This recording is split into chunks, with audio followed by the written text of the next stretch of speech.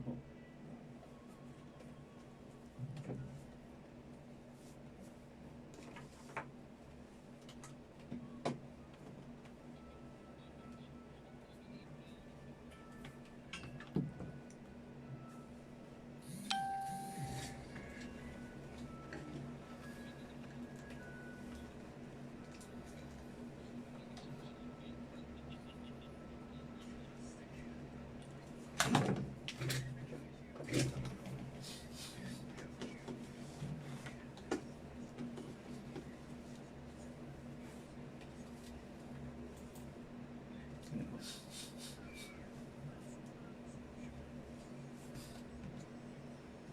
Hindi.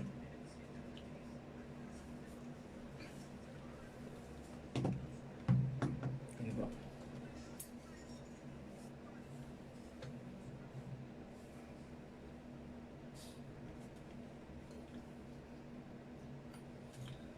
Magandang gabi po mga minamahal na mga kapatid at mga kaibigan, mga kababayan.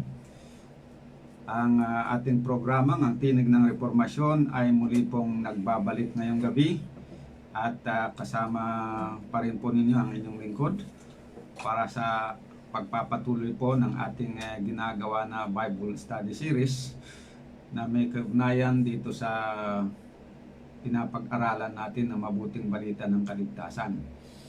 So, aking binabati po ang ating mga suking tagapakinig at maging ang mga baguhan na mga tagapakinig natin ngayong gabi. Kayo po ay aking binabati ng magandang gabi at welcome po sa ating programa sa ating ginagawang Bible Study on the Air. At aking binabati rin ang mga viewers natin sa Facebook. Welcome po kayo sa ating live na presentation o pag-aaral ngayong gabi tungkol sa salita ng Panginoon. Sa atin pong pagpapatuloy ay tayo po muna ay manalangin. Hilingin natin ang karunungan mula sa ating Diyos. Amang banal sa kaitaasan po ng mga langit, sa gabing ito narito po muli kami upang ipagpatuloy po namin ang aming pag-aaral ng inyong mga salita. Ay aking hinihiling na buksan niyo po ang aming pangunawa nang sa ganon ay maintindihan namin ng malinaw ang aming pag-aaralan. Ito po ang aking dalangin, laki pang kapatawaran nawa ng aming mga kasalanan sa pangalan ng aming Panginoong Hesus. Amen. So, sa muli, binabati ko kayo ng magandang gabi. Atin pong ipagpapatuloy ang ating pag-aaral ng banal na salita ng Panginoon. Ang paksa na ating pag-aaralan po ngayong gabi ay may kaugnayan sa paksa na natalakay po natin sa mga nakalipas. Ito ay yung general concept ng ating pinapag-aralan, although iba't ibang subtopic yan, ay tungkol sa paglaya sa mga maling aral. Ayan. Na siyang patuloy nating pinagpag-aralan po hanggang ngayon. So kung inyong matatandaan ay ating pinag-aralan na ang isang mahalagang bahagi ng gawain ni Jesus bilang tagapagligtas ng sanglibutan ay kanyang palalayain ang mga tao sa kanilang pagiging alipin sa kasalanan at sa mga maling aral. Yan po. Sabi ni Jesus sa John 8 verse 36, kung palalayain nga kayo ng anak, kayo'y magiging tunay na malaya. Ayan po mga kapatid ang sabi. So ang anak na makapagpapalaya sa atin ay walang iba kundi si Panginoong Hesus na anak ng Diyos. Saan daw po tayo palalayain ni Jesus? Mula daw po sa pagiging alipin ng kasalanan. Basahin po natin ang John 8 verse 34. Sabi po ni Jesus, sinagot sila ni Jesus, katotohanan sinasabi ko sa inyo, ang bawat nagkakasala ay alipin ng kasalanan. So ayon po kay Jesus, ang bawat nagkakasala ay alipin ng kasalanan. At ilan po ba sa atin na mga tao ang nagkasala, kaya't naging alipin ng kasalanan? Sabi ng Romans 3 verse 23, na ang lahat ng tao ay nagkasala at nagkulang sa kaluwalhatian ng Panginoon. At dahil ang bawat nagkakasala ay alipin ng kasalanan, kaya't lahat ng tao ay naging alipin ng kasalanan dahil lahat nga ay nagkasala. Yun po. At isa sa mahalagang gawain ni Jesus bilang tagapagligtas ng sanglibutan ay ang aktwal na pagpapalaya sa atin mula sa pang-aalipin ng kasalanan. Okay, sa anong paraan na tayo po ay mapapalaya ni Jesus mula sa pang-aalipin ng kasalanan? Okay, napag-aralan natin sa nakalipas na dalawang bahagi yung gawain na yon. Ibig sabihin yung legal na pagpapalaya sa atin mula sa ating legal accountability sa kasalanan ay ginawa na ni Jesus noong siya ay nandito sa lupa, sa laman. Paano niya ginawa yon? Ginawa niya yon, yung pagpapalaya sa atin sa pamagitan ng kanyang pagtupad ng kautusan ng Diyos na walang pagkukulang, at higit sa lahat ay yung kanyang pagbigay ng kanyang sarili bilang handog para sa ating mga kasalanan. So yun po yung ginawa niya legal na pagpapalaya sa atin. So nung binayaran niya yung ating mga kasalanan, yun po ay legal na pinalaya na po niya tayo mula sa kasalanan. So kumbaga, tayo ay nagkasala at kung ang penalty halimbawa ay mapreso tayo, yun ang isang penalty, o kaya mapreso o kaya magbabayad. At kung magbabayad, hindi mapepreso. Kung mapreso, ay hindi na kailangan na magbayad ng kasi mapepreso. Ngayon pagkapreso mo ang balik kabayaran. Pero kung yung itinakda naman na halimbawa ay halaga, yun ang babayaran mo, ibig sabihin hindi ka na mapepreso.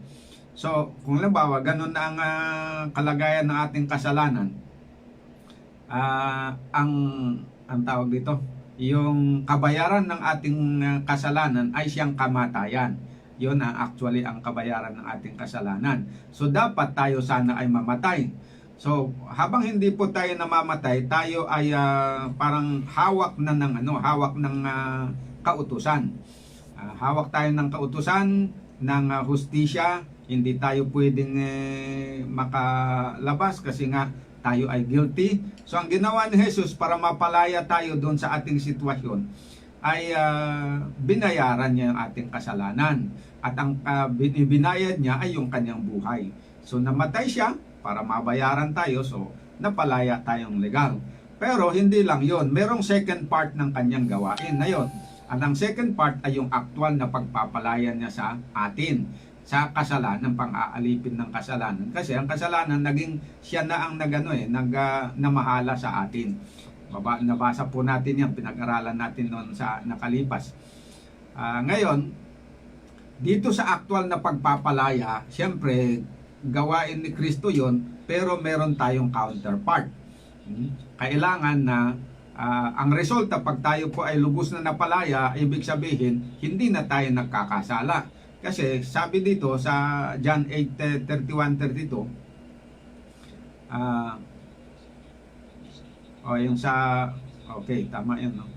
Na sinabi niya na siyang nagkakasala ay alipin ng kasalanan, di ba? Nabasa natin kanina yon, na siya na gumagawa ng kasalanan ay alipin ng kasalanan.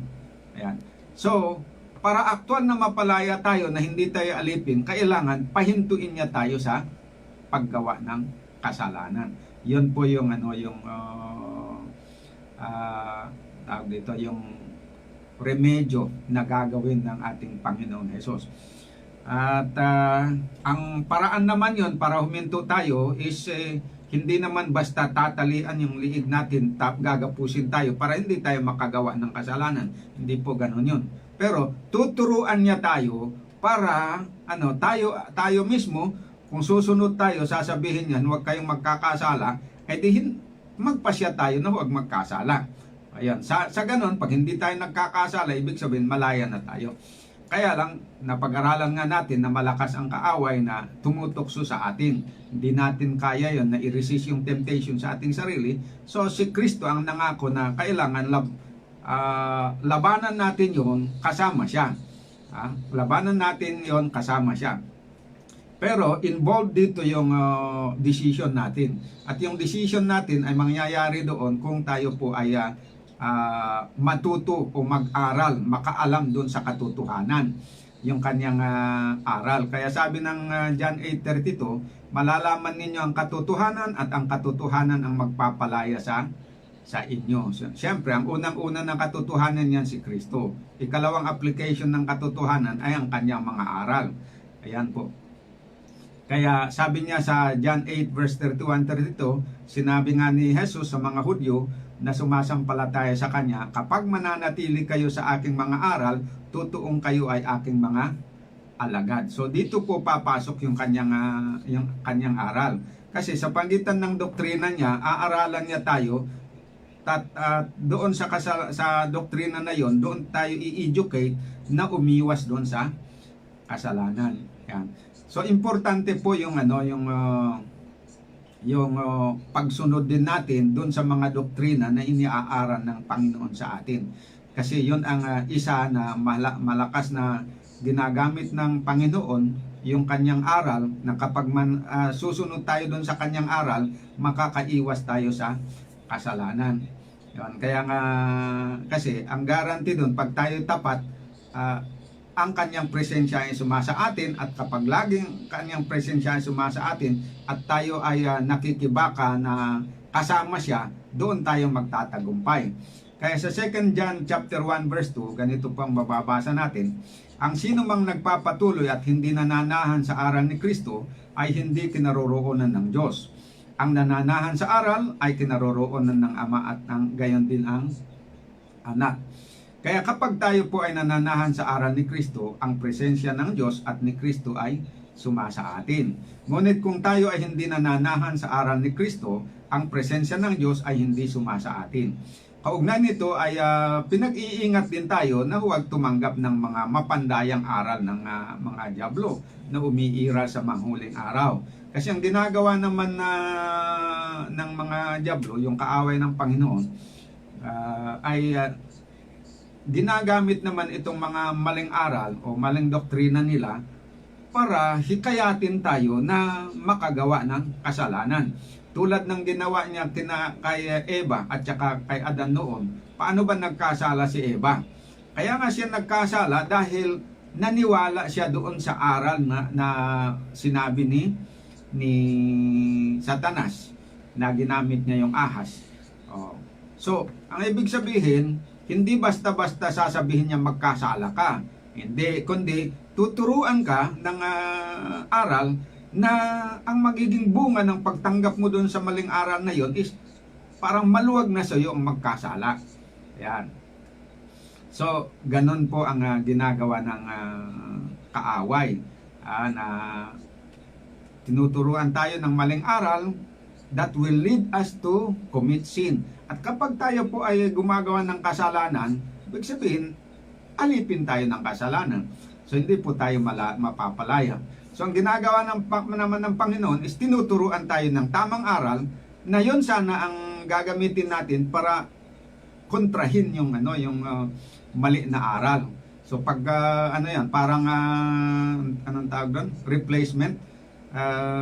Ipakita niya yung mas magandang aral. Pag nakita natin, mas maganda ito, sasabihin niya, itakwil mo na yung maling aral na yon, ito ang ipalit mo. Yan. So pag pumayag tayo ngayon na yung maling aral ay na dating alam natin, ay alisin natin, ipalit natin yung tamang aral ng Panginoon, yon na po ang magandang proseso. At yon, pag sinusunod natin ng aral, ang aral niya nagbubunga yun sa hindi paggagawa ng kasalanan. Yan po ang nangyayari. At ngayon po, ngayong huling araw, sabi ng Biblia na mag-ingat tayo dahil maraming mga umiiraw ngayon na mga demonyo na ginagawa ng mga espiritu, masamang espiritu at saka mga ngaral, ay hinihikayat tayo na tanggapin yung mga maling aral para sa ganun ay dadalhin nila tayo sa pagkakasala. Kaya nakahula yun may warning dito sa 1 Timothy 4 verse 1. Sabi dito, ngunit hayag na sinasabi ng Espiritu na sa mga huling panahon, ang iba'y magsisitalikod sa pananampalataya at mga kikinig sa mga espiritong mapanghikayat at sa mga aral ng mga demonyo. So, may sinasabi dito na mga espiritong mapanghikayat. Okay, dito pagka sinasabi nating espiritu, hindi lamang yan tumutukoy sa mga espiritu na hindi nakikita, kundi tumutukoy din doon sa mga bula ang mga propeta, bula ang mga ngaral. Tinatawag din sila sa Bible yan ng mga masamang espiritu. Yan. Kaya yung pagsabi doon na believe not every spirit but test them, yung spirit doon ay hindi tumutukoy doon sa mga evil spirit, kundi yung mga ngaral. Yung ayon doon sa 1 John. So ayun. So maraming mga ngaral na mapanghikayat na mga ngaral kasi kumbaga yung kanilang mga ipe-present na maling aral ay palalabasin nila na tamang aral ng Biblia. Kasi nga na pag-aralan din natin sa nakalipas doon sa sabi ni Pablo sa 2 Corinthians chapter 11 verse 13 to 15 na si Satanas nga ay nagpapakunwari na anghel ng kaliwanagan. So ang kanyang mga ngaral din, ang kanyang mga apostol ay nagpapanggap din na sila ay mga alipin ng katuwiran. Yun. Meaning to say na yung maling aral nila palalabasin nila na yun ang tamang aral. Ayan. At isa sa tinatalakay natin na medyo mahabang panahon ngayon na maling aral na ginagamit ngayon para dayain ang mga tao ay itong tinatawag na the immortality of the soul. O na ang aral ng immortality of the soul na yon na ang tao daw ay merong immortal na kaluluwa na hindi namamatay. Ayan. At alam niyo po, napakalaki dito ang impact sa buhay ng mga tao itong aral na ito. Dahil it really leads people to commit sin and become slaves to sin. Ganun po ang nangyayari dito.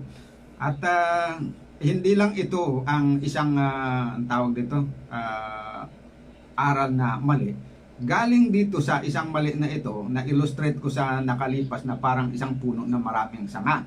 So mula sa aral na ito ay umusbong ang iba't ibang mga maling aral tulad ng aral ng eternal torment for the wicked at na tinawag sa English na ano ba yan?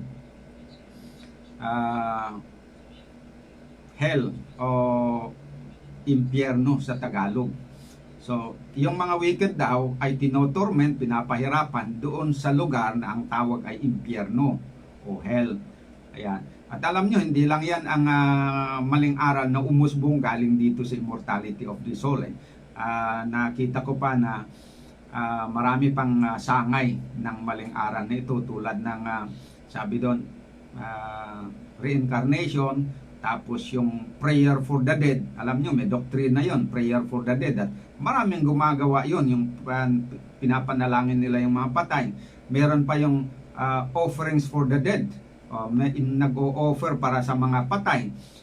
Meron pa yung baptism for the dead. Meron ding nagpa-practice yan ng baptism for the dead.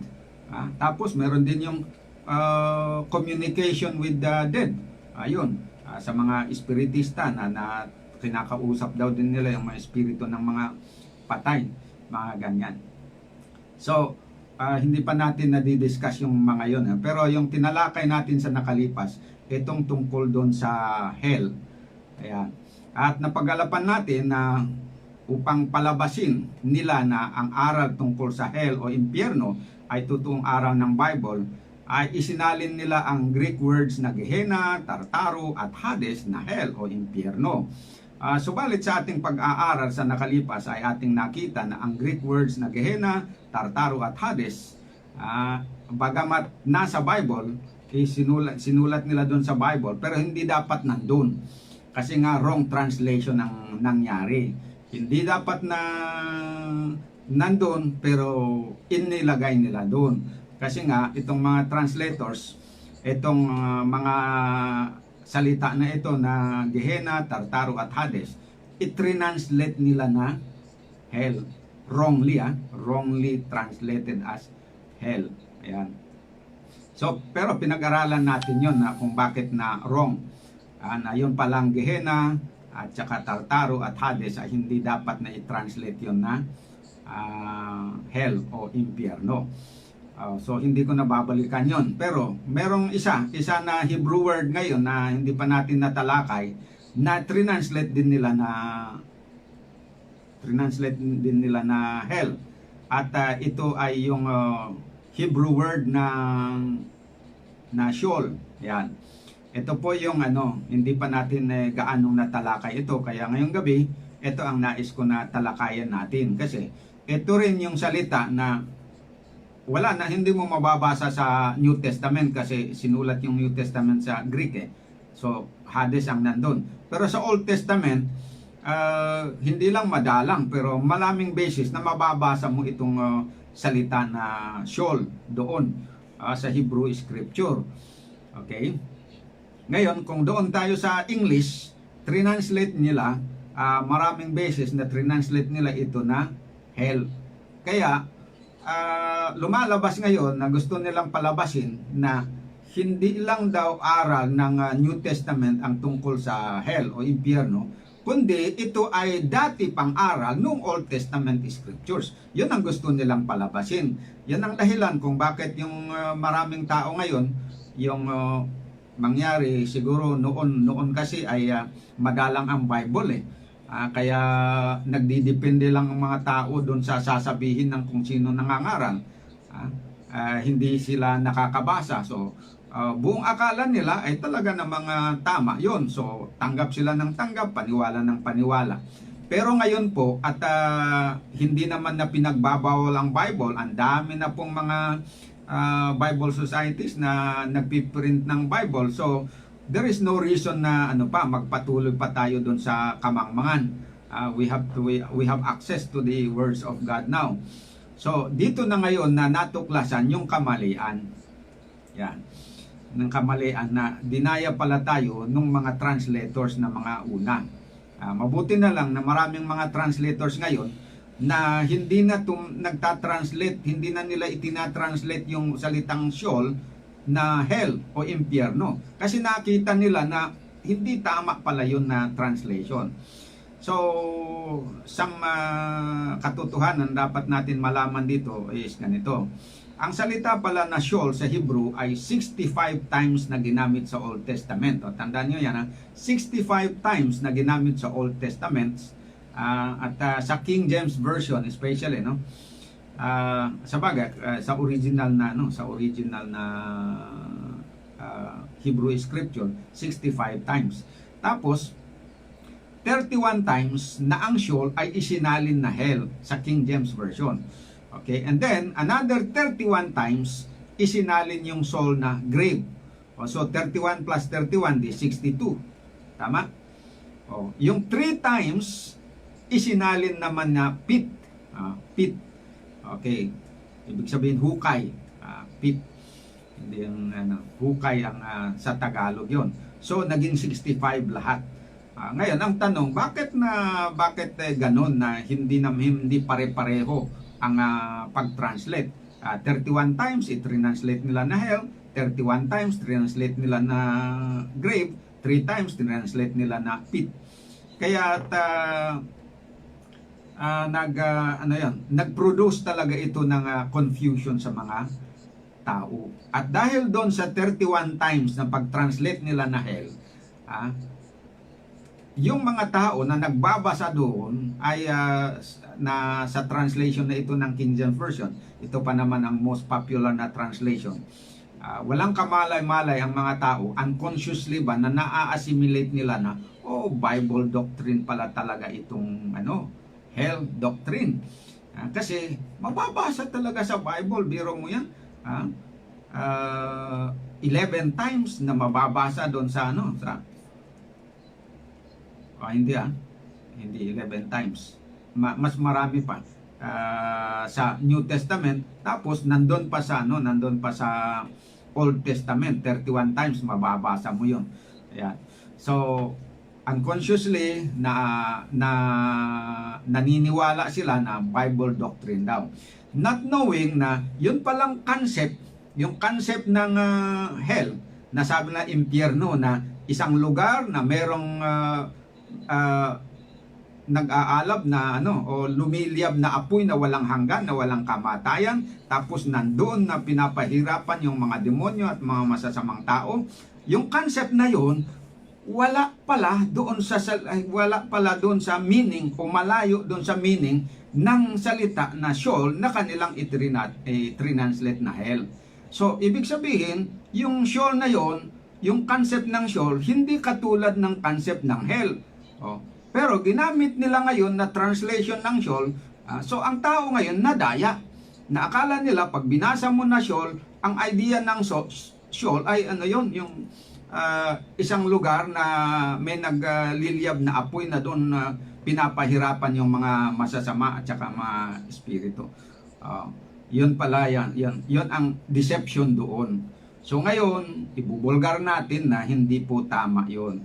Hindi tama na i-translate pala yung Sheol na hell. Yan. At dito natin matutuklasan ngayon. So, alam nyo mga kapatid, mabuti na lang at itong maraming mga modern translators ngayon na eksperto sa salitang Hebrew, ang naniniwala na ang salitang Sheol ay hindi tamang hindi tamang isalin bilang hell o impyerno. Kaya't sa kanilang Bible translation ay hindi nila ginamit ang hell bilang translation ng Sheol. Halimbawa po ay ang talata ng Psalms 139:8 na very popular yun na hell. Paghambingin po natin yung King James Version at saka ibang mga version para makita ninyo na talagang itong mga modern mga scholars natin sa Hebrew language ay talagang hindi sumasang-ayon doon sa mga translators ng King James Version na ang tamang translation ng Sheol ay hell. Mali pala yun. Okay. Basahin natin Psalms 139 verse 8. Sa King James Version sabi, "If I ascend up into heaven, thou art there. If I make my bed in hell, behold, thou art there." Nakita nyo? So hell ang sinabi nila doon. Dito sa New International Version, NIV, "If I go up to the heavens, you are there. If I make my bed in the depths, you are there." So wala yung wala yung hell. Yung Sheol ay na Hebrew word, translate nila na depth. Okay. Dito naman sa American Standard Bible, "If I ascend to heaven, you are there. If I make my bed in Sheol, behold, you are there." So dito, sa halip na i-translate nila, pinanatili na lang nila yung word na Sheol para parang sigurado na hindi sila magkamali. O bahala na ang tao na umintindi. Pag binasa ng Sheol, sabi na, ano bang Sheol na ito? Babasahin na lang niya ang definition ng Sheol, kumuha siya ng Hebrew Dictionary, babasahin niya, maintindihan niya kung ano ang ibig sabihin. Yung ibig palang sabihin ng Sheol ay grave. Yan. So, dito naman sa Living Bible, "If I go up to the heaven, you are there. If I go down to the place of the dead, you are there." Okay. So, dito naman, yung Sheol, translate nila na place of the dead. Pero at least kontra pa rin ito, hindi pa rin mas tama pa rin yung translation na ito kaysa yung hell. Kasi yung hell ang pupunta doon mga buhay. Ang pupunta doon susunugin, tapos masusunog pero hindi naman mamamatay-matay. Yan. Pero dito, ito ay lugar daw ng mga patay. So kontra, hindi talaga pwedeng hell yan. The place of the dead. Okay. Dito naman tayo sa New Century Version, sabi, "If I go up to the heaven, you are there. If I lie down in the grave, you are there." So dito mas bold sila na kinuha talaga yung meaning ng hell na grave, yun talaga ang linagay. Ayan po mga kapatid. Meron ding mga Tagalog translators, inayawan din nila na gamitin yung impyerno. 'Di ba ang translation sa Tagalog ng hell ay impyerno. Pero dito meron ako ditong dalawang version ng Tagalog. Hindi rin gumamit ng salitang impyerno dito. Sa ang dating Biblia, sabi dito, "Kung sumampa ako sa langit, nandiyan ka. kung gawin ko ang aking higaan sa Sheol, narito ikaw ay nandun. So, hindi nila translate, kundi retain nila yung word na Sheol. Okay. Ang magandang balita Biblia, kung langit ang puntahan ko, tiyak na naroon ka. Sa daigdig ng mga patay, humimlay man ako'y, ikaw din ang kasama. Ayan, so, yung sinabi naman dito na Sheol, translate nila na daigdig ng mga patay. Parehas lang dito sa sinundan nila yung The Living Bible na sabi the place of the dead. Ayan. So, at totoo naman na yung Sheol, libingan, lugar talaga ng mga ano yan, patay. Daigdig ng mga patay. So, tama pa rin yun. Yan. So, nakita po natin dito na yung Sheol, hindi mo talaga pwedeng dapat i-translate na hell. Kasi ang idea doon, yung nandun talaga sa Sheol, taong patay. Tapos, yung idea naman ng hell o impyerno ay may apoy at nandun yung mga buhay na hindi namamatay-matay. Kahit ilang million years daw na nasusunog sila, na palibutan ng apoy, hindi mamamatay kasi kaluluwa daw yun na immortal. Ayan. So makita natin na talagang hindi pwede na yung hell na yon na with that kind of meaning ay gamitin mo yan to translate the word soul, Sheol. Kasi ang Sheol, that is not a place of punishment. Ayan. Na hindi tulad ng hell na sabi nila that is a place of eternal punishment.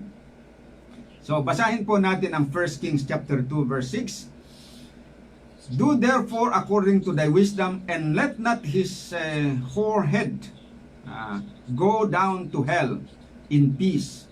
So, dito, yung Sheol dito, translate nila na hell. Pero titignan natin, hindi talaga tama na translate mo ito na hell. Sa Tagalog, gumawa ka nga ng ayon sa iyong karunungan at huwag mong tulutang ang kanyang uban sa ulo ay bumabang payapa sa Sheol. Alam nyo, translate ng mga King James translators na hell ito, pero hindi, tawag dito, hindi dapat hell ang pag-translate dito. Do therefore according to thy wisdom, and let not this forehead go down to hell. Alam nyo kung bakit hindi nila ginamit ang grave? Ito. Hindi, grave ang pala dito. Grave ang pinag-translate nila dito. Sa Tagalog, ano po yung sabi dito na Sheol, hindi na nila translate na impyerno, kundi na-retain nila yung Sheol. Ayan po. So, mali. Dito, hindi nila translate na hell, kundi ito ay grave. Grave pala yung dito. Sa King James Bible ay grave ang ginamit dito, hindi hell. At bakit dito ay grave ang ginamit ng King James translator na salin ng Sheol? Sa halip na grave sana ang nila dito. Kasi sabi kasi dito na may kasamang peace sa Tagalog, huwag mong tulutang ang kanyang uban sa ulo ay bumabang payapa sa Sheol. Kung i-translate nila ito na hell, medyo makontra, kaya translate nila ito na grave. Kasi kung ilagay nila na hell pala ang translation dito, mahahalata na talagang hindi tama. Bakit? Kasi sabi dito, ginamit yung word na peace.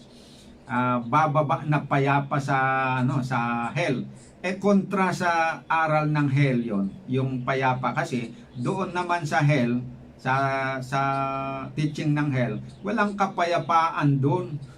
Kasi pahihirapan ka pa. Paano ka mamamayapa doon sa hell? Kung pupunta ka sa hell, masusunog ka nga doon.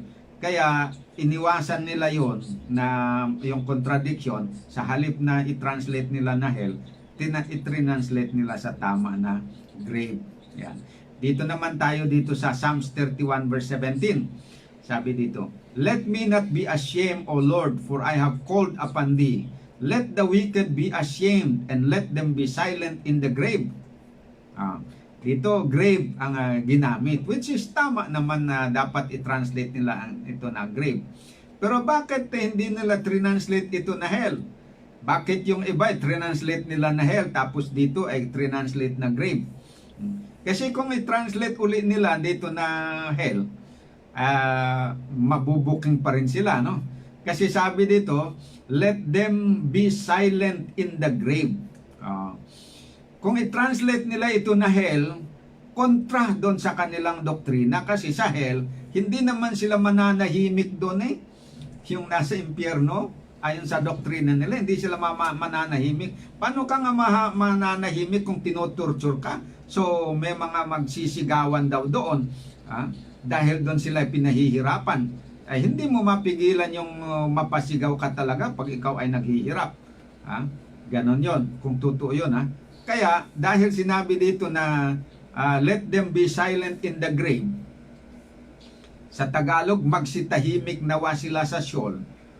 Di napilitan sila ngayon na itama yung translation na grave talaga, kasi yun ang angkop na angkop. Yun talagang pupunta sa libingan, talagang tahimik sila, mananahimik. Tignan nga natin, tayo nga nabuhay, nakikita natin yung dinadala talaga natin sa libingan, kahit sipain mo, hindi mapasigaw yun tahimik talaga yun, kasi patay nga, hindi makapagsalita, hindi nakikinig, yan, walang kamalay-malay. So, angkop na angkop talaga na dapat i-translate mo yung Sheol na grave. Kaya dito, tinama naman nila yun na pag-translate. Yan.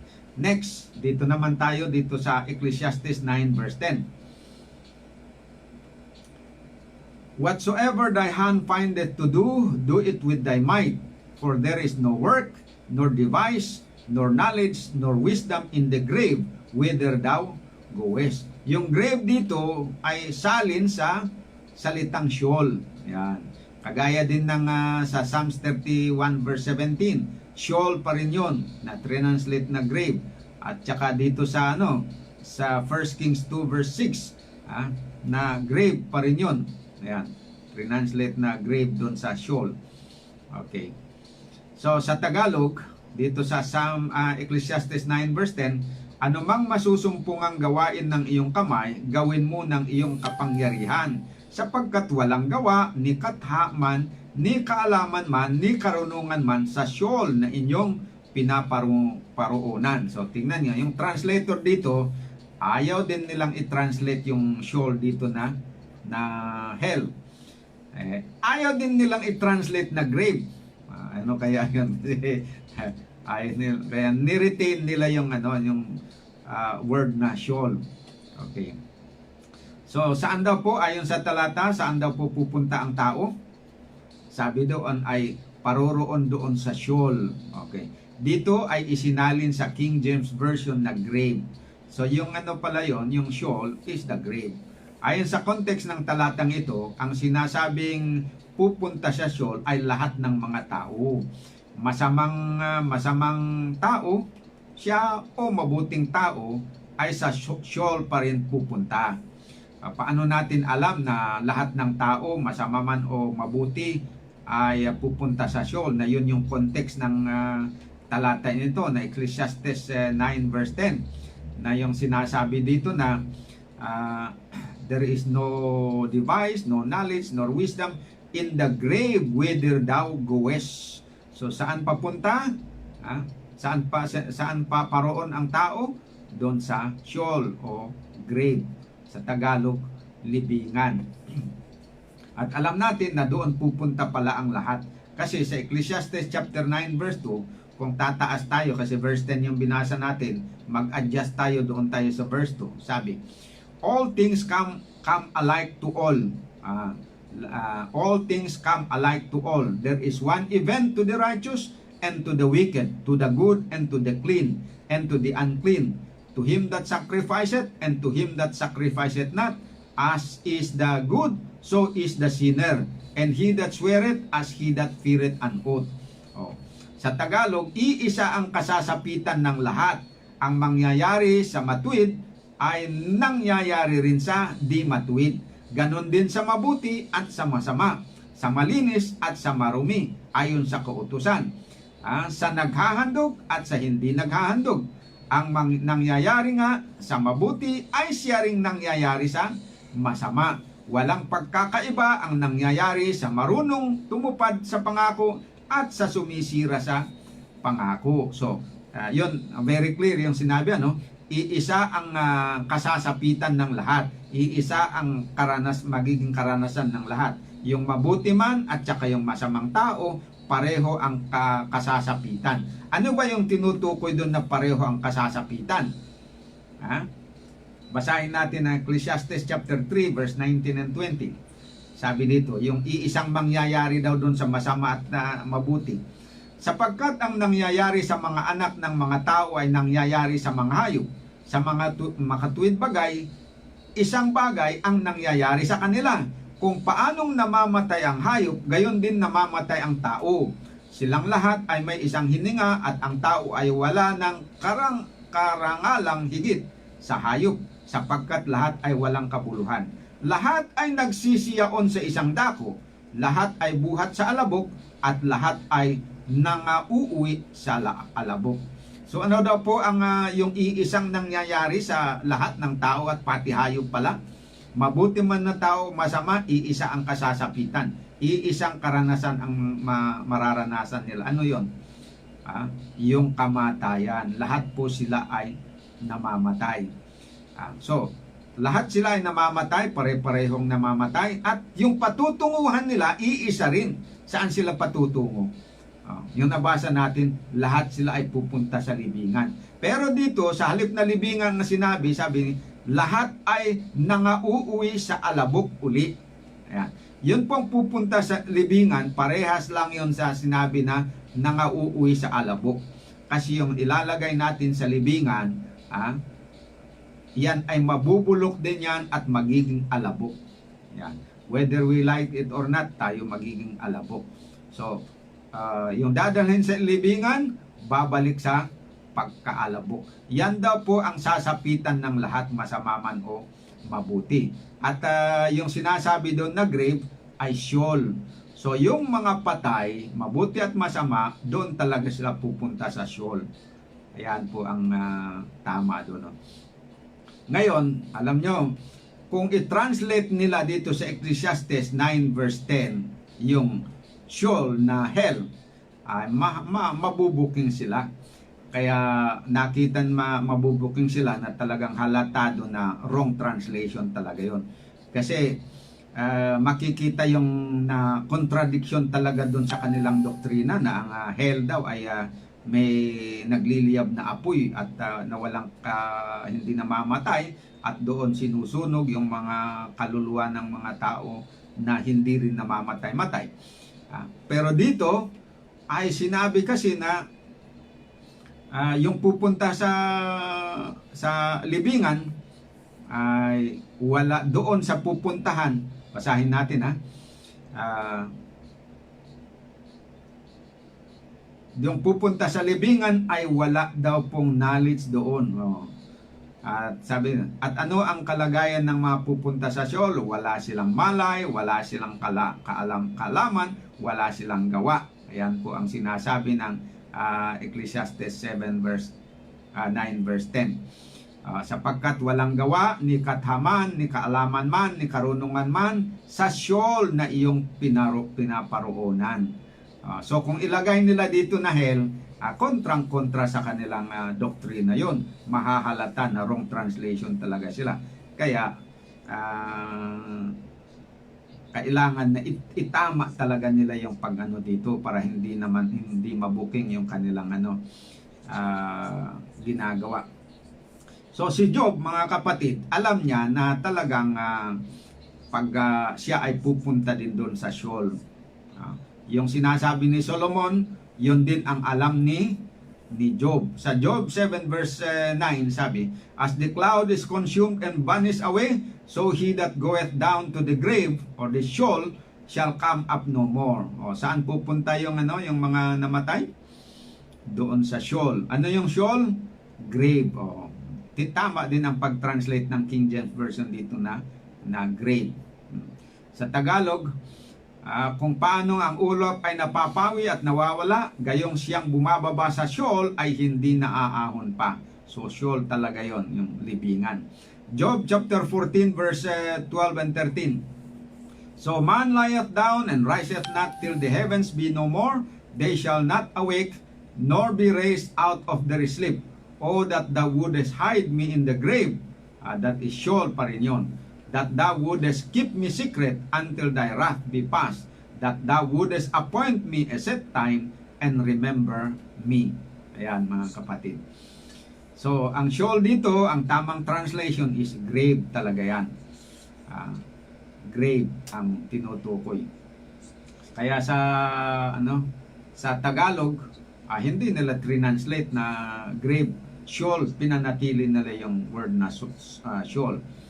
Ayan. Ngayon, so, klaro na tayo dito na yung talagang Sheol, ang dapat na translation doon is hindi hell, kundi grave, o kaya libingan. Pero pwede hindi mo naman sabihing libingan, kundi yung alabok. Kung saan ka nanggaling, doon ka babalik. Yon ang extended meaning na, o kaya mas malawak ba na more general meaning ng Sheol is yung alabok ng lupa. Ayan. Kasi doon ka galing, doon ka babalik. Ayan. So, doon pupunta ang lahat, sabi nga. Lahat po ay galing sa alabok, saan lahat ay magbabalik doon. So, yun na yung more broader meaning ng Sheol. Pero yung more specific, yung more limited na meaning ng Sheol is the grave. Yan. Pero may objection. Sabi nila, binabasa ko ba yung sabi nila, merong talata daw sa Biblia na nagsasabi na yung mga nasa Sheol, di ba napantunayan natin kanina na yung nasa Sheol, walang malay, walang isip, walang damdamin, walang activity doon. Pero sabi nila, hindi naman lahat yon ng basis. Meron daw Sheol na merong may conscious, yung mga nandun ay may malay. Yan. There are ibig sabihin nilang palalabasin nila na dalawa daw yung meaning ng Sheol. Yung grave at saka yung hell. Yung hell daw ay talagang yung dadalhin sa hell na yon ay na concept ng Sheol ay conscious. Anong ibig sabihin nun? Hindi yung may malay. Tapos meron silang ginagamit na talata. Okay, gusto kong i-consider natin ito kasi eto, madadaya ang mga tao. Psalms 30 verse 1 to 4. Actually sa verse 3, pero isinama kong basahin natin yung verse 1 hanggang sa 2. Sabi dito, "Dadakilain kita, O Panginoon, sapagkat itinindig mo ako at hindi mo pinagalak sa akin ang aking mga kaaway. O Panginoon kong Diyos, dumaing ako sa iyo at ako'y pinagaling mo. O Panginoon, iyong isinampa ang aking kaluluwa mula sa Sheol. Iyong iningatan akong buhay upang huwag akong bumaba sa hukay. Magsiawit kayo ng pagpuri sa Panginoon o kayong mga banal niya at magpasalamat kayo sa kanyang banal na pangalan." Ayan. So tingnan niyo yung sabi dito, "O Panginoon, iyong isinampa ang aking kaluluwa mula sa Sheol." O yun daw pumunta sa Sheol ay conscious daw kasi nagsasalita siya ang nagsasabi na isinampa mo ang aking kaluluwa mula sa Sheol. Ibig sabihin, iniahon mo ako mula sa Sheol. Yon. So, yun daw, dito, translate nila na hell. Yan. Kaya sabi nila, tama naman na yung ginawa daw ng mga translator sa King James na nakita daw nila na dalawa ang kahulugan o tinutukoy ng Sheol. Merong Sheol na yung pumupunta doon ay patay, merong Sheol daw na ang pumupunta doon ay may malay. Ayan. Kaya there is consciousness of those who will be brought down to hell. Okay. Kaya basahin natin yung sa English. A psalm and song at the dedication of the house of David. Okay, sabi dito. I will extol thee, O Lord, for thou hast lifted me up and hast not made my foes to rejoice over me. O Lord my God, I cried unto thee, and thou hast healed me. O Lord, thou hast brought up my soul from the grave. Thou hast kept me alive, that I shall not go down to the pit. Sing unto the Lord, O ye saints of His, and give thanks unto the remembrance of His holiness. Ayan. Sino po yung sinasabi dito na pumunta sa hell? Yung sabi dito na pumunta sa Sheol, ito si David. Kaya sabi nila ay pumunta siya doon sa Sheol, buhay siya, conscious siya. Pero tandaan natin, ito hindi niya man sinasabi na literal siya na pumunta doon sa Sheol.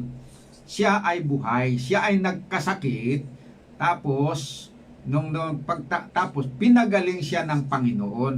So, parang pinapakita niya na parang pumunta siya doon sa libingan, parang namatay tapos nabuhay. Pero hindi naman literal na namatay yun eh. Kaya buhay siya. Si David, rinirelate niya yung kanyang kasalanan. Karanasan, hindi kasalanan. Kaya sabi niya, O Lord my God, I cried unto thee, and thou hast healed me. So yung keyword doon, pinagaling. Ibig sabihin, nagkasakit siya, tapos pinagaling siya ng Diyos. Ngayon, yung pagsabi niya doon sa pagpagaling ng Panginoon sa kanya, parang iniahon siya mula doon sa Sheol. Yan yung idea doon. Pero hindi ibig sabihin na yung Sheol ay may pumupunta doon na buhay. Kasi hindi naman literal na pumunta si David doon sa libingan o doon sa Sheol tapos iniahon siya. Kinukwento lang niya yung kagaya ba ng naaksidente tapos 50-50 pagkatapos na iligtas. Yung usually na yung pangungusap natin, yung pag i-relate nila, o bagong buhay na yan bagong buhay. Parang itinuturing mo na yung sarili mo na ikay namatay tapos nabuhay uli. Ayan. So, ganun lang yung idea dito. Nakasakit si David, pagkatapos pinagaling siya ng Panginoon, so yung kanyang pagsasalaysay, iniahon siya mula doon sa Sheol. Yan. So, huwag po nating sabihin na dahil dito patunay daw na yung mga pumupunta sa Sheol ay conscious. Kasi hindi naman literal na pumunta si David doon sa Sheol. Yun ay karanasan lang niya nung siya ay nagkasakit at pinagaling ng Diyos.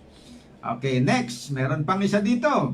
Psalms 18 verse 3 to 6. Okay, sabi dito, I will call upon the Lord who is worthy to be praised, so shall I be saved from mine enemies.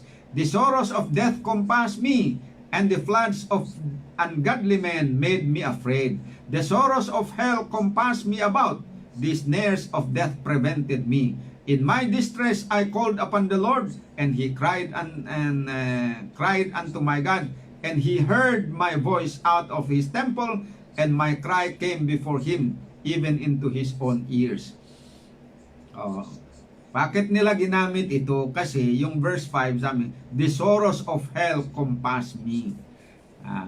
So doon daw sa hell, ay yung mga nasa hell ay meron daw may sorrow, nakaka-experience ng sorrow.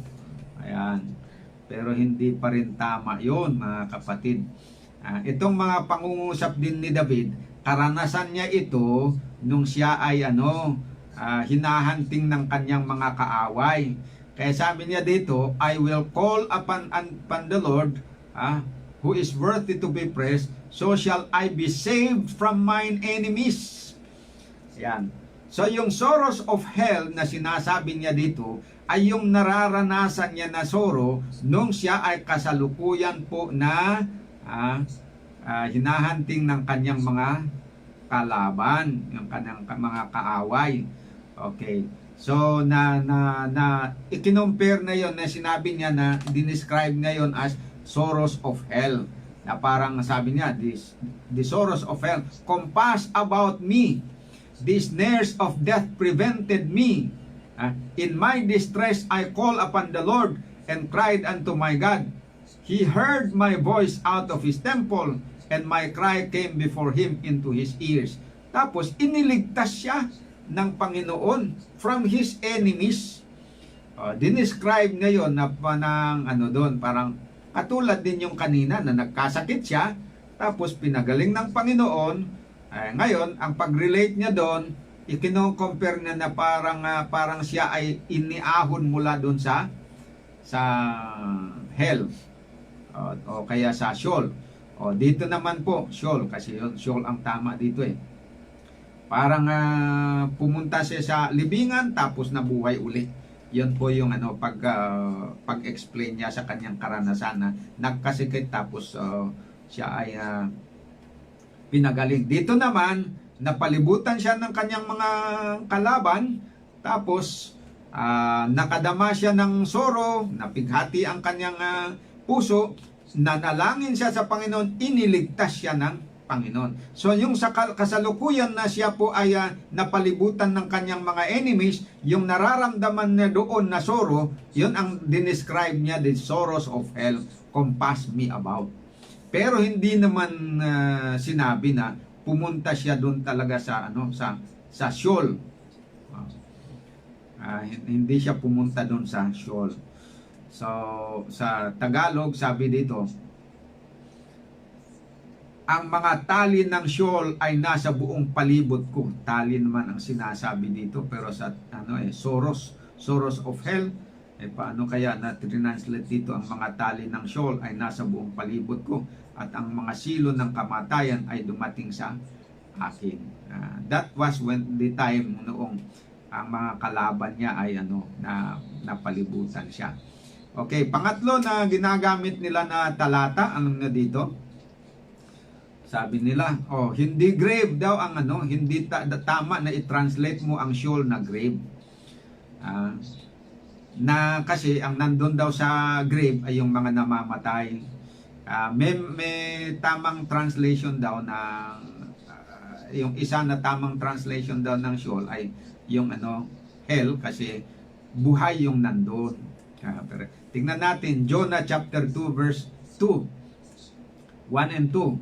Then Jonah prayed unto the Lord his God out of the fish belly, and said, I cried by reason of mine affliction unto the Lord, and he heard me. Out of the belly of hell cried I, and thou heardest my voice. Kaya sabi nila, yung nandun sa ginagamit nila ito na sa hell, ganon yan, yung mga tao doon ay conscious.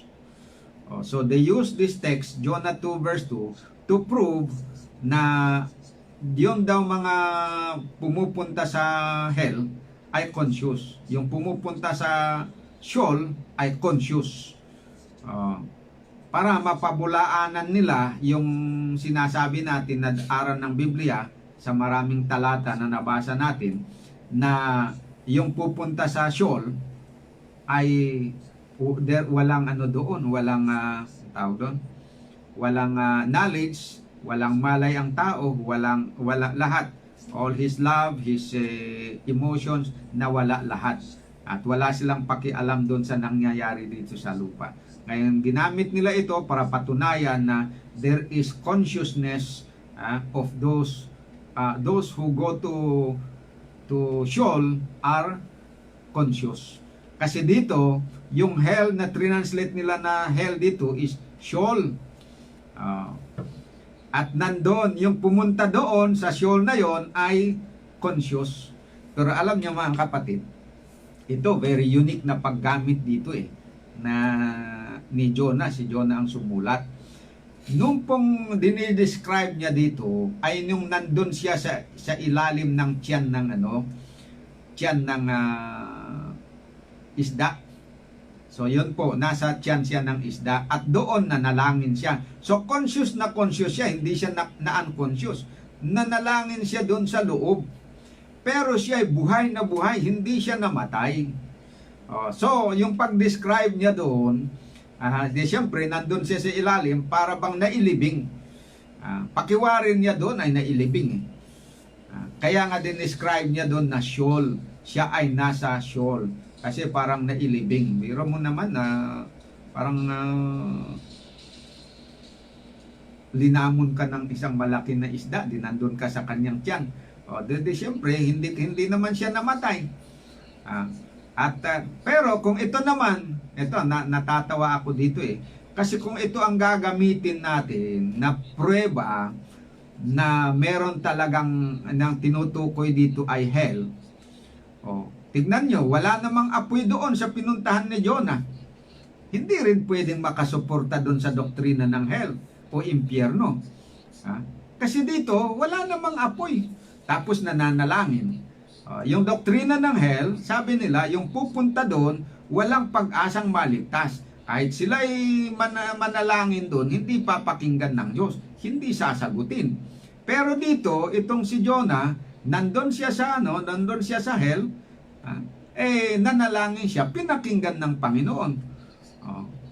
So, hindi pa rin makasuporta itong talata na ito para suportahan yung doktrina ng hell ng mga modernong Kristiyano ngayon. Kasi ang hell nila ay talagang may nagliliyab na apoy na walang kamatayan. Yung hell na pinuntahan ito ni Jonah, wala namang apoy. Malamig pa siguro doon. O kaya medyo mainit-init kasi nasa ilalim ng tiyan ng isda. Ayan po mga kapatid ang katotohanan dyan. At saka si Jonah ay tao ng Diyos naman yan. Hindi naman siya masamang tao. Pumunta siya doon. Kaya hindi pa rin makasuporta ito na talata doon sa kanilang sa doktrina ng hell. Kaya sasabihin natin, hindi pa rin tama na i-translate nila yung Sheol dito na hell, kagaya ng ginawa ng mga King James Bible translators. Ayan po mga kapatid. So, okay, wala na po ulit tayong panahon, pero nais ko po na ipaalala sa inyo bago po tayo magtatapos sa ating lesson ay basahin ko po ito bilang closing. Dito po sa Ecclesiastes chapter 12 verse 7. Ito po ang tandaan natin. Ito ang katotohanan na hindi talaga ito mapapasinungalingan. Sabi, pag namatay ang tao, sabi daw, and then shall the dust return to the earth as it was, and the spirit shall return unto God who gave it. Sa Tagalog, at ang alabok ay umuwi sa lupa gaya ng una, at ang espiritu ay mababalik sa Diyos na nagbigay sa kanya. So tandaan po natin ang katotohanan nito, hindi natin mapapasinungalingan. Ang tao nung nilalang ng Diyos ay binubuo ng katawan na galing sa alabok, pagkatapos ay linagay ng Panginoon yung hininga ng buhay sa kanyang ilong, inihipan niya doon sa kanyang ilong, at yung tao na ito na galing sa alabok nung nagkahinga ay nagiging kaluluwa na buhay. Okay. So, pag mamatay, yung maghihiwalay ito, yung dalawang ito, yung katawan at saka yung hininga, pag naghiwalay, mamamatay yung tao. Yan po ang katotohanan yan. At itong katawan na ito, magbabalik doon sa alubok ng lupa. Ito yung pupunta sa Sheol. So, sino ang pupunta doon sa Sheol? Yun pong katawan. Kasi pagdating doon sa Sheol, mabubulok yung katawan na ito at magiging alabok, babalik doon sa lupa. Samantalang yung pangalawa na elemento ng tao, yung invisible aspect of man's life, na yung breath, ay babalik sa Diyos. So, wala po yung sinasabi nila kasi na pinaghati nila yung tao na dalawa daw yung hell, yung katawan pupunta doon sa hell na libingan, at saka yung kaluluwa ay pupunta doon sa hell na hindi libingan. Yan ang yung kanilang palusot. Hindi po tama yon. Kasi yung walang pupunta sa hell na may apoy, kundi yung pong yung hininga na kung minsan na itatranslate dito na espiritu ng tao o kaya kaluluwa, ay babalik doon sa Diyos. Walang mala yun. So, there is no such thing as hell in the Bible in reality. Kaya, tama itong mga modern translators na hindi na nila ginagamit yung hell to translate the word Sheol sa Old Testament scriptures, kasi hindi talaga tama yun. Kaya sa ibang translation, the whole Old Testament, basta Sheol, they never translate it as hell, kasi nakita nila na hindi talaga tama. So huwag po tayo mga kapatid na magpadaya doon sa aral ng impyerno na sinasabi nila. Wala pong ganon na aral ng Bible. Okay? So dito po natin tatapusin at tandaan natin yung aral na napakahalaga dito. Pag tayo ay namatay, yung pupuntahan natin, wala na po tayong malay, wala na tayong gawain. Kaya alam nyo po yung sabi doon kanina, ano man daw ang dapat natin gawin natin ng buong puso habang tayo po ay nabubuhay. Kasi pag tayo ay namatay na, wala na po tayong magagawa. Kaya, kung meron po tayong alam na dapat na pakitaan ng mabuting gawa, gawin po natin ngayon. Kaya nga, paalala po sa atin, ito ay payo para sa ating lahat, no? Dahil sa ganitong sitwasyon, yung mga patay hindi na nila mararamdaman ang pag-ibig natin. Ipakita na natin ang ating pag-ibig sa ating mga mahal sa buhay, sa ating asawa, mga magulang, mga anak, habang tayo po ay nabubuhay. At habang sila'y nabubuhay din, para malaman nila, madama nila ang ating pag-ibig. At huwag nating hintayin na yung ating tender loving care, yung ating concern, ay huwag nating hintayin na mamatay muna sila bago na tayo dumating. So pagka may sakit at tinatawagan na nagpapabisita, bisitahin habang siya ay buhay, nasa ospital man o sa bahay. Huwag sasabihin na ay wala akong panahon ngayon. O pag tinatawagan at may sakit, ayaw umuwi. Ayaw tumulong, ayaw bumisita. Pero kapag namatay na yung magulang, saka pa kahit na kahit na mahirap ang sitwasyon, nagbabakasyon naman para lang madalaw yung libing. Ano pang silbi nun? Noong buhay, hindi natin dinadalaw kasi busy tayo sa trabaho. Nung patay, kahit busy, pilit na nagbabakasyon. Pasasabing, ililibing na namin ito. Sabing, ay huwag niyong ilibing, hintayin ninyo ako kahit 1 linggo, 1 buwan. Basta hintayin ninyo na uuwi muna ako bago ilibing. Ay anong useless pa, uuwi ka, hindi rin ka naman makikita ng tatay at nanay mo. Dapat, nung buhay pa, doon ka na dapat na umuwi. Tapos, yung gagastusin na mo ng malaki na pera para bumili ng maraming mga bulaklak habang buhay ang ating mga mahal sa buhay, bumili na tayo ng bulaklak. Kung gusto natin magregalo ng bulaklak, yung gustong gumastos doon sa pinagpaguran nila para sa magulang, huwag hintayin na mamatay bago ka bumili ng ang daming pagkain, ipakain mo doon sa mga bisita. Hindi rin matitikman ng iyong magulang. Ayan, yan po ang lesson doon na maganda na dapat nating alalahanin. Gumawa tayo ng mabuti sa ating mga mamamahal sa buhay habang sila po ay nakakaramdam, nakikita nila at nararamdaman nila ang ating pagmamahal. Doon po yung right time na ipakita natin ang ating pagmamahal at ang ating tender loving care. Huwag nating hintayin na mamatay. Pagpatay na po sila, kahit umiyak po tayo dyan sa kanyang kabaong, hindi na po niya makikita, hindi niya malalaman. Useless po yun. So yun po mga kapatid ang magandang aral. So sana po ay matuto tayo dito mga minamahal. Tayo po ay manalangin para sarahan natin ang ating pag-aaral. Dakilang Diyos sa kitaasan po ng mga langit, kami po ay nagpapasalamat sa inyong pinahiwatig sa amin na katotohanan, na aming napag-aralan tungkol po sa Sheol, na ito pala ay libingan. At yung pupunta dito ay mga namatay. Wala po yung tinatawag talaga nila na hell na doktrina na hindi aral ng Bible. So sana po ay aking dinanalangin ng lahat ng mga nakikinig na sana po ay mapalaya mo sila sa pamagitan ng tamang aral na ito, mapalaya mo sila sa maling aral ng impyerno, na yon ang kinatatakutan ng marami. At sana po ay habang kami nabubuhay, ito ang panahon na aming maipakita ang aming pagmamahal sa mga mahal namin sa buhay. At yung mga hindi namin nagawa sa mga nakalipas, ipagpatawan niyo po ang aming mga pagkukulang. At nawa po ay tulungan niyo kami na makabawi po kami habang kami nabubuhay. Ito ang aking dalangin sa pangalan po ng aming Panginoong Jesus. Amen.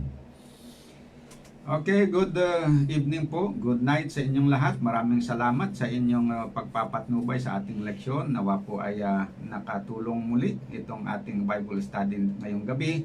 Nakabigay sana ng encouragement po sa inyong lahat. Good night po at bukas na muli tayo magsama-sama. 30 seconds.